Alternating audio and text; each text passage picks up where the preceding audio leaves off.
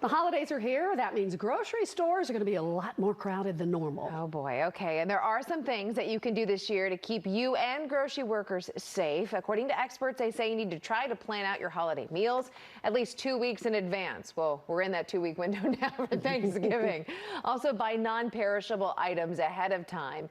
Only buy what you need. They say there is enough food, so please do not try to hoard all the turkeys. And consider online options, delivery, even curbside pickup. Stores will also be enforcing those strict capacity limits, so plan some extra time for that store run and avoid it during the week of Thanksgiving if you can. Now, if you do have to go, try shopping alone during off-peak hours. Experts also say try inspecting items with your eyes, not with your hands. And above all, treat employees with kindness. Yes, we're all doing this together, right? Okay, with that COVID case rate, though, continuing to climb, a lot of people are still trying to make your Thanksgiving plan so you can celebrate with your family and friends. But what should everybody be keeping in mind as the holidays approach? Dr. Leo Lee is an infectious disease specialist with Beverly Hospital. He's joining us now live. We want to thank you, doctor, for being with us this morning. And we are seeing a rise in cases throughout Southern California. In your particular practice, have you seen an increase in COVID-19 patients? And are you seeing more people who are experiencing severe symptoms? Yeah, thank you very much for having me. Yes, actually, for sure, we have seen a significant rise in our case number of cases coming to the hospital and those individuals being hospitalized.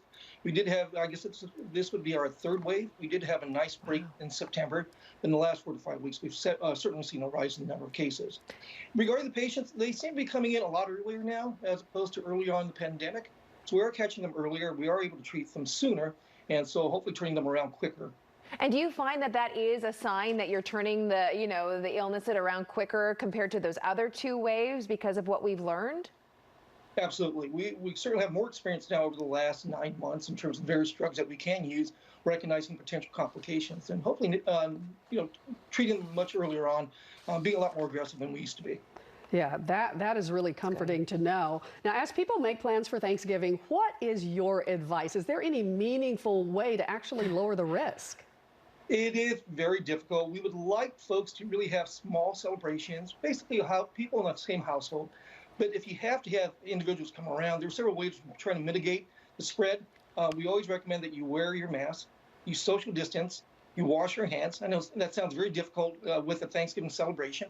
If you are attending a celebration, we do recommend that you continue doing all those measures. At the same time, you may want to bring your own food. CDC does recommend that you bring your own Thanksgiving feast.